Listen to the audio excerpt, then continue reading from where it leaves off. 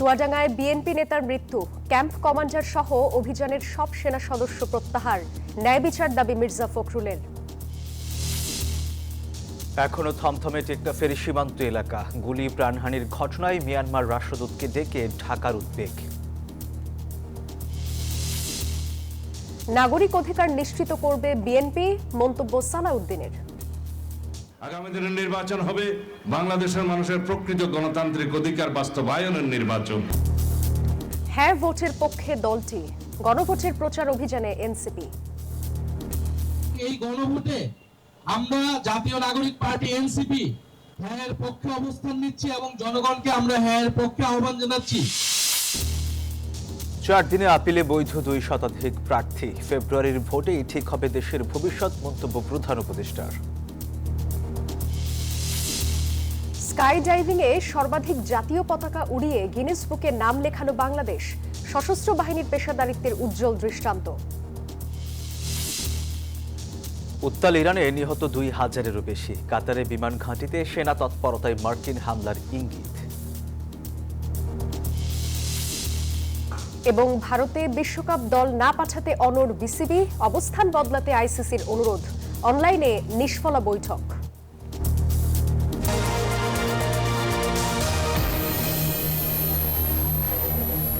স্বাগত নিউজ 24 সংবাদে। দর্শক, পুরো সংবাদে আপনাদের সাথে আছে আমরা দুজন, আমি সোহাগ বক্স এবং আমি জান্নাতুল সাদিয়া। দর্শক দেখছিলেন সুপার বোর্ড সংবাদ শিরোনাম। এবার বিস্তারিত। বিএনপি নেতার শামসুজ্জামান ডাবলুর মৃত্যুর ঘটনায় উত্তাল চুয়াডাঙ্গার জীবননগর। হেফাজতে হত্যা দাবি করে বিচার চেয়ে বিক্ষোভ দেখিয়েছেন স্থানীয়রা। এদিকে নির্যাতন করে হত্যা দাবি করে বিচার চেয়েছেন পরিবারের সদস্যরাও। বিএনপি মহাসচিব মির্জা ফখরুল ইসলাম আলমগীরও ন্যায় বিচার দাবি করেছেন। আইএসপিআর এক বিবৃতিতে জানিয়েছে, অসুস্থ হয়ে পড়ায় ডাবলুর মৃত্যু হয়েছে। এ ঘটনায় প্রত্যাহার করা হয়েছে ক্যাম্প কমান্ডার সহ অভিযানের সব সেনা সদস্যকে। গঠন হয়েছে তদন্ত কমিটিও। জীবননগর পৌর বিএনপির সাধারণ সম্পাদক শামসুজ্জামান ডাবলুকে তার ব্যবসা প্রতিষ্ঠান হাফিজা ফার্মেসি থেকে সোমবার রাতে আটক করে যৌথ বাহিনীর সদস্যরা। নিয়ে যাওয়া হয় পৌর বিএনপির কার্যালয়ে। সেখানে অসুস্থ হয়ে পড়লে নেওয়া হয় জীবননগর উপজেলা স্বাস্থ্য কমপ্লেক্সে। সেখানে তাকে মৃত ঘোষণা করেন চিকিৎসক।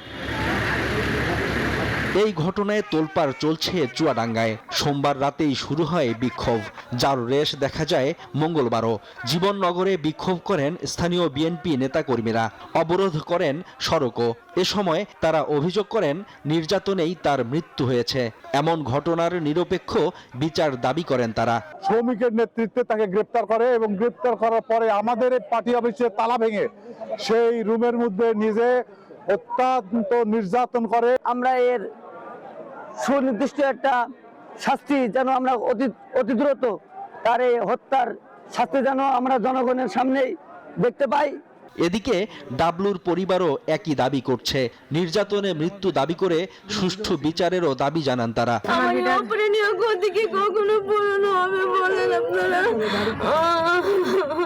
আমার নিরপরাধ হাজবেন্ডকে কেন এভাবে নৃশংসভাবে পরিকল্পনা করে হত্যা করা হলো, আমি আর বিচার চাই। কিন্তু ব্যবসা প্রতিষ্ঠানে অবস্থানরত যৌথ বাহিনীর একটি বিশেষ টিম এসে তাকে উঠিয়ে নিয়ে যায়। এদিকে উপজেলা স্বাস্থ্য কর্মকর্তাও বলছেন, হাসপাতালে আনার আগেই ডাবলুর মৃত্যু হয়। সেনাবাহিনী আমাদের এখানে ইমার্জেন্সি নিয়ে আসে। এসে পরে আমার এখানে কর্তব্যরত মেডিকেল অফিসার যিনি ছিলেন, তার পালস, বিপি, ভাইটাল সাইন আমরা যেগুলো দেখি সেগুলো ছিল না আর কি। অবশ্য গণমাধ্যমে দেয়া বিবৃতিতে এ ঘটনাকে অনাকাঙ্ক্ষিত বলছে আইএসপিআর। হেফাজতে নয়, অসুস্থ হয়ে পড়ায় হাসপাতালে ডাবলুর মৃত্যু হয়েছে বলে জানায় আন্তঃবাহিনী গণসংযোগ পরিদপ্তর।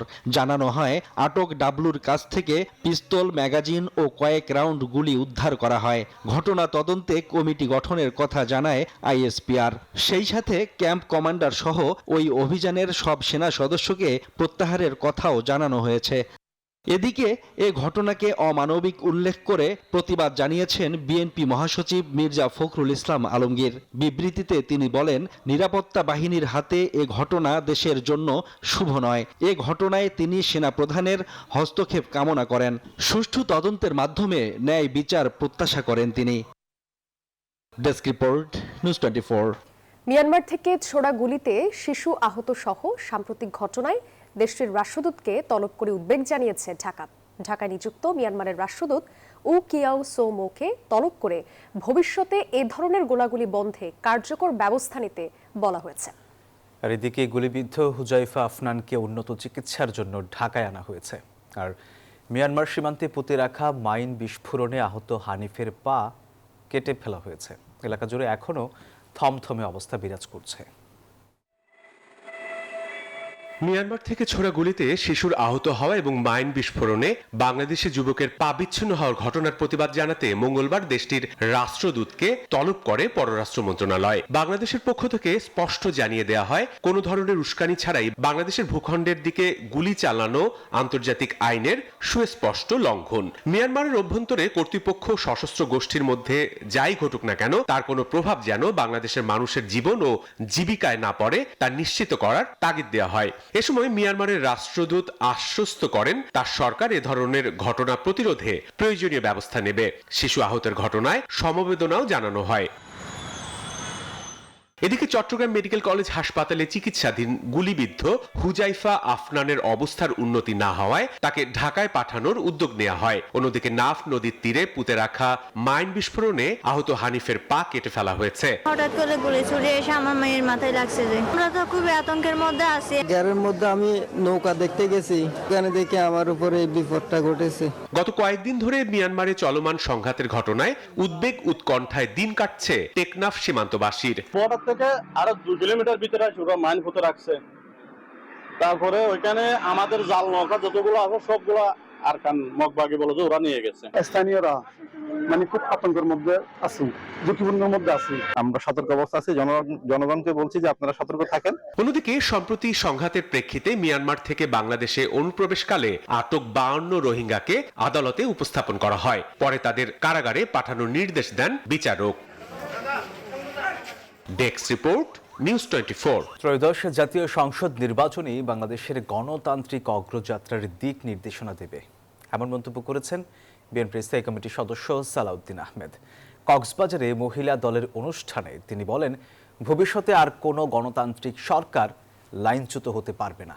এদিকে ঢাকায় এক অনুষ্ঠানে বিএনপির স্থায়ী কমিটির সদস্য সেলিমা রহমান বলেন, ধর্মকে ব্যবহার করে ভোট চাওয়া নির্বাচনী আচরণবিধির লঙ্ঘন।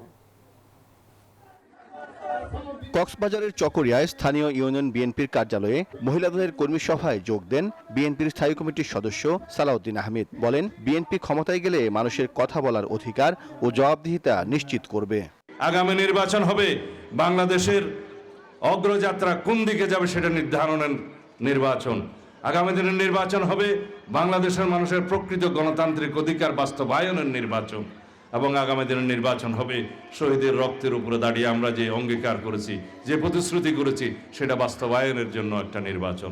সালাউদ্দিন আহমেদ বলেন, আগামী সংসদ নির্বাচনই বাংলাদেশের গণতান্ত্রিক অগ্রযাত্রার দিক নির্দেশনা নির্ধারণ করবে। আমরা এমন একটি সংসদ বিনির্মাণ করতে চাই যে সংসদে শুধু নৃত্য গীত হবে না, সেই সংসদে মানুষের কথা বলা হবে, সেই সংসদে বাংলাদেশের উন্নয়নের কথা বলা হবে, বাংলাদেশের গণতান্ত্রিক অধিকারের কথা বলা হবে, সেই সংসদে মানুষের জন্য আইন প্রণয়ন করা হবে যার মধ্য দিয়ে বাংলাদেশ এগিয়ে যাবে। আমরা এমন একটা সংসদ চাই যেই সংসদে কোনো রকমের সন্ত্রাসীদের জায়গা হবে না। এদিকে নয়াপল্টনে দলের কেন্দ্রীয় কার্যালয়ে এক যোগদান অনুষ্ঠানে বিএনপির স্থায়ী কমিটির সদস্য সেলিমা রহমান বলেন, যারা ধর্মকে ব্যবহার করে ভোট চাইছে তারা নির্বাচনী আচরণবিধি লঙ্ঘন করছে। সেখানে ওনারা উপহার দিচ্ছেন, ওনারা ওয়াজ করছেন, ওনারা কথা বলছেন, আল্লাহ তাআলা খুশি হবে যদি অমুককে ভোট দেওয়া হয়। তো এইভাবে দাঁড়িপাল্লাকে ভোট দিলে এই ধরনের কথাবার্তা যারা ধর্মকে ব্যবহার করে তাদের কথা আমরা তো মনে করি না এটা কোনো যৌক্তিকতা আছে। অনুষ্ঠানে পিরোজপুরের জিয়ানগর উপজেলার আনোয়ার হোসেন মঞ্জুর নেতৃত্বাধীন জাতীয় পার্টির 60 জন নেতাকর্মী বিএনপিতে যোগ দেন। সাইফুল ইসলাম, নিউজ 24, ঢাকা। গণভোটে হ্যাঁর পক্ষে প্রচারণা চালাচ্ছে বিএনপি, এমনটাই জানিয়েছেন দলটির স্থায়ী কমিটির সদস্য নজরুল ইসলাম খান। মঙ্গলবার বিকেলে রাজধানীর আগারগাঁওয়ে নির্বাচন ভবনে প্রধান নির্বাচন কমিশনারের সাথে বৈঠক শেষে এই কথা বলেন তিনি। আর অভিযোগ করেন, পোস্টাল ব্যালটে উদ্দেশ্যমূলকভাবে একটি দলের নাম ও প্রতীক আগিয়ে দেয়া হয়েছে। এখানে গণভোটের ব্যাপারে তো সরকারের তরফ থেকেও প্রচারণা চলছে। যদি অন্যায় না হয় অন্য কারো বললে অন্যায় হবে কেন? 5টা কলাম করেছেন এবং 14টা লাইন করেছেন, যার ফলে 3টি রাজনৈতিক দল, বিশেষ রাজনৈতিক দল, তাদের নাম এবং প্রতীকটা প্রথম লাইনে এসে গেছে। যারা আসলে ভেতরে কাজটা করেছে সম্ভবত তারা এটা কোনো উদ্দেশ্য নিয়েই করেছে। গণভোটে না জয়যুক্ত হলে গণ অভ্যুত্থান ব্যর্থ হবে মন্তব্য করেছেন এনসিপির আহ্বায়ক নাহিদ ইসলাম।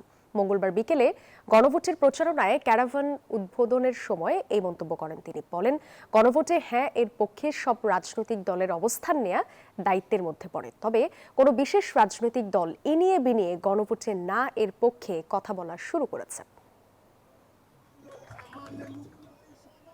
গণভোটে হ্যাঁ ভোটকে জয়যুক্ত করার জন্য সারা দেশব্যাপী কর্মসূচি হাতে নিয়েছে। তারই একটি অংশ হিসেবে আমাদের এই ভোটের গাড়ি আজকে আমরা উদ্বোধন করছি।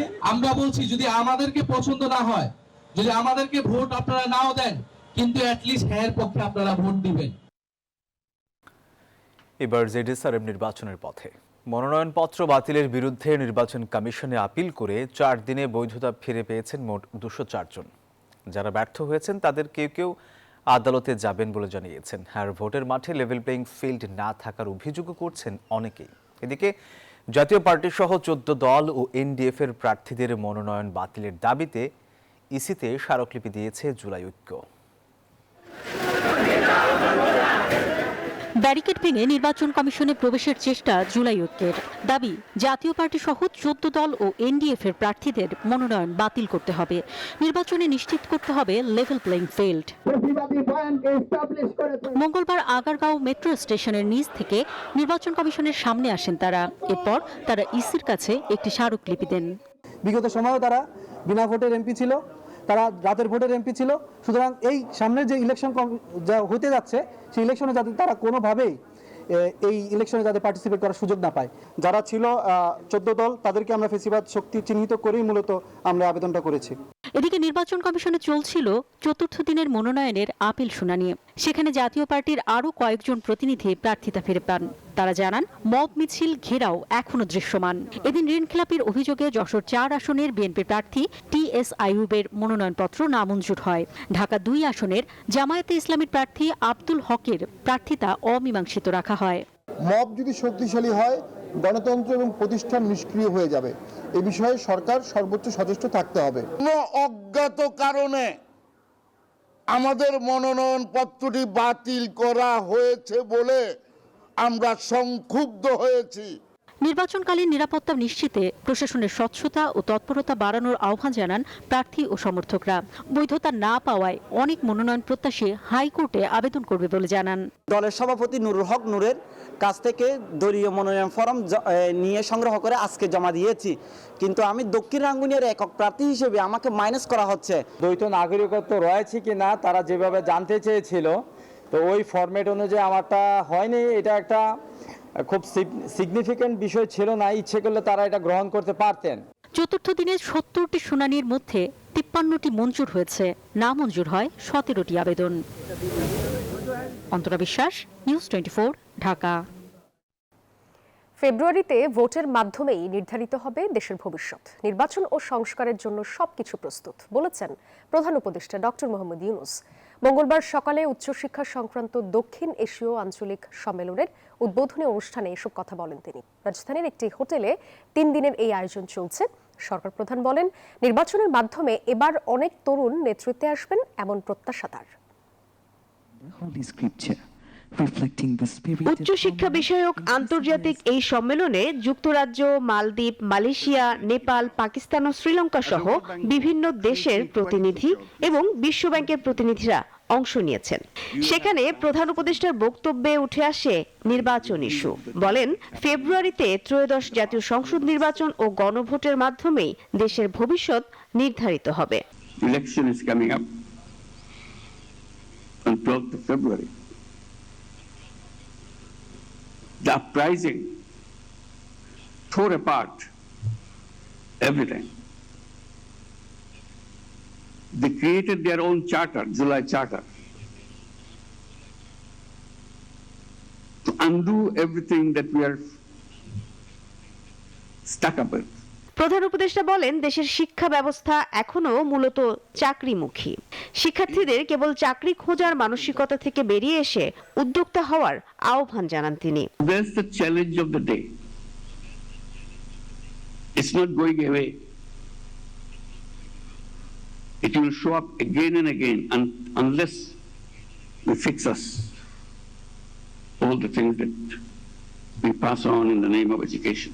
তরুণদের নিজস্ব রাজনৈতিক দল রয়েছে এবং তাদের অনেকেই নির্বাচনে জয়ী হয়ে নেতৃত্বে আসবেন, এমন প্রত্যাশার কথাও জানান প্রধান উপদেষ্টা। They have formed their own political party, and very soon, on the 13th of February, they will be on the ballots. I'm sure some of them will get elected. Bangladesh সহ সার্কভুক্ত দেশের ইউজিসি ও উচ্চশিক্ষা কমিশনের প্রতিনিধি, বিভিন্ন দেশের বিশ্ববিদ্যালয়ের উপাচার্য, শিক্ষাবিদ, গবেষক ও কূটনীতিকরাও উপস্থিত ছিলেন সম্মেলনে, যা চলবে আগামী 3 দিন। মারুফা রহমান, নিউজ 24, ঢাকা। সংবাদের সময় হলো একটা বিরতির, সাথেই থাকুন। স্বাগত আরেকবার। দেখছেন নিউজ 24 সংবাদ। মহান বিজয় দিবসে স্কাই ডাইভিংয়ে একসঙ্গে সর্বাধিক জাতীয় পতাকা উড়িয়ে গিনেস ওয়ার্ল্ড রেকর্ড করেছে বাংলাদেশ। মঙ্গলবার সন্ধ্যায় এক বিজ্ঞপ্তিতে এই তথ্য জানায় আন্তঃবাহিনী জনসংযোগ পরিদপ্তর ISPR।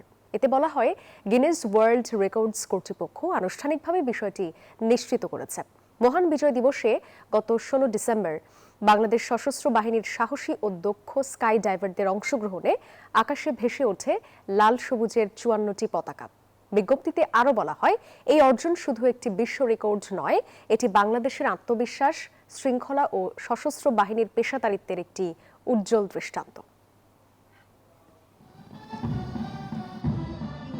নিরাপত্তার অজুহাতে ছাত্র সংসদ নির্বাচন বাতিল করা অগণতান্ত্রিক সিদ্ধান্ত, যা ছাত্র সমাজ কখনো মেনে নেবে না বলে মন্তব্য করেছেন ডাকসু ভিপি সাদিক কায়েম। মঙ্গলবার নির্বাচন কমিশনের সঙ্গে ডাকসু নেতৃবৃন্দের সাক্ষাৎ শেষে কথা বলেন তিনি। জানান, ইসির নির্দেশনা মেনে শাহজালাল বিজ্ঞান ও প্রযুক্তি বিশ্ববিদ্যালয় এবং বেগম রোকেয়া বিশ্ববিদ্যালয়ের প্রশাসন ছাত্র সংসদ নির্বাচন স্থগিত করেছে। 3 সপ্তাহ আগে নিরাপত্তার অজুহাতে নির্বাচন বন্ধ করা যৌক্তিক নয়। যথাযথ ব্যবস্থা গ্রহণ করে নির্ধারিত সময়ে নির্বাচন করতে ইসি সব ধরনের সহায়তার আশ্বাস দিয়েছে বলেও জানান ডাকসু ভিপি। শাহজালাল বিজ্ঞান ও প্রযুক্তি বিশ্ববিদ্যালয় নির্বাচন হবে 20 জানুয়ারি। 3 সপ্তাহ বাকি আছে। এই 3 সপ্তাহ আগে এই ধরনের নিরাপত্তার অজুহাত দেখিয়ে নির্বাচন বন্ধ করে দেওয়া, এটা কোনো ধরনের যৌক্তিক সিদ্ধান্ত হতে পারে না। এটা সম্পূর্ণ একটা অগণতান্ত্রিক সিদ্ধান্ত। নির্বাচন কমিশনার আমাদেরকে আশ্বস্ত করেছেন, তিনি বলেছেন তারা যথাযথ ব্যবস্থা গ্রহণ করবে। রাজধানীর পশ্চিম রাজাবাজারে গ্রিল কেটে ঘরে ঢুকে ওয়ার্ড জামায়াত নেতা আনোয়ারুল্লাহ হত্যার ঘটনা চুরি করতে গিয়ে হত্যা নাকি পরিকল্পিত হত্যাকাণ্ড, তা খতিয়ে দেখছে পুলিশ। ঢাকা মহানগর পুলিশের গণমাধ্যম ও জনসংযোগ বিভাগের উপকমিশনার মোহাম্মদ তালেবুর রহমান একথা জানান। রাজাবাজারের ওই ভবনের 2য় তলার ফ্ল্যাটে স্ত্রীকে নিয়ে থাকতেন তিনি। পরিবার জানায়, মঙ্গলবার ভোরে খুনিরা ভেতরে ঢুকে আনোয়ারুল্লাহ ও তার স্ত্রীর হাত পা বেঁধে তাকে খুন করে। এরপর তারা 8 ভরি স্বর্ণ ও নগদ 5 লাখ টাকা লুট করে নেয়। পরিবারের দাবি, এটি পরিকল্পিত হত্যাকাণ্ড। ভিডিওতে দেখা গেছে রাত 2টা 10 থেকে 2টা 20 মিনিটের মধ্যে বাসার গ্রিল কেটে 2 ব্যক্তি প্রবেশ করে। তারা 2 ঘন্টা পর একই পথে বেরিয়ে যায়।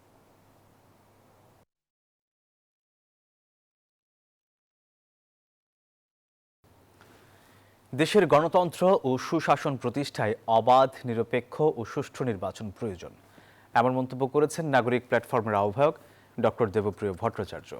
নির্বাচনের মাধ্যমে ন্যায়ভিত্তিক ও নিরাপদ দেশ গঠনের আহ্বান জানান তিনি। মঙ্গলবার রাজধানীর বাংলাদেশ চীন মৈত্রী সম্মেলন কেন্দ্রে এক সংলাপে তিনি এসব কথা বলেন।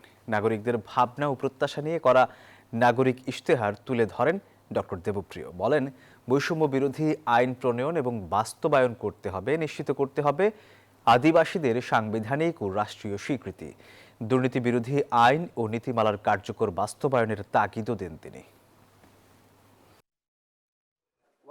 প্রত্যেকটি মানুষ বাংলাদেশের নাগরিক হিসেবে তারা যেন ন্যূনতম একটি আয় পেতে পারে, শুধু সরকার না, শুধু কর্মসংস্থানের মাধ্যমে না, সামগ্রিকতার একটা নীতি কাঠামোর ভিতরে এই বিষয়টি আসবে এবং আমরা সেটা পরশুদিন বলবো এবং এইটা করার মতো আর্থিক যোগ্যতা এবং সক্ষমতা বাংলাদেশের আছে বলে আমরা বিশ্বাস করি। নিউজ 24 সংবাদে নিচ্ছে আরেকটা বিরতি, সাথেই থাকুন। আবার স্বাগত নিউজ 24 সংবাদে। এবার মধুমতি ব্যাংক পিএলসি অর্থ বাণিজ্য সংবাদ। মুঠোফোন আমদানিতে শুল্ক 25% থেকে কমিয়ে 10% করেছে জাতীয় রাজস্ব বোর্ড। মঙ্গলবার এই বিষয়ে প্রজ্ঞাপন জারি হয়েছে। এনবিআর এর হিসেবে 30,000 টাকার বেশি মূল্যের হ্যান্ডসেটের দাম আনুমানিক 5,500 টাকা করে কমবে, আর একই মূল্যের দেশে সংযোজিত মুঠোফোনের দাম কমবে 1,500 টাকার মতো। সংবাদ বিজ্ঞপ্তিতে বলা হয়, শুল্ক কমানোয় সব ধরনের মুঠোফোনের মূল্য গ্রাহকের ক্রয় ক্ষমতার মধ্যে থাকবে।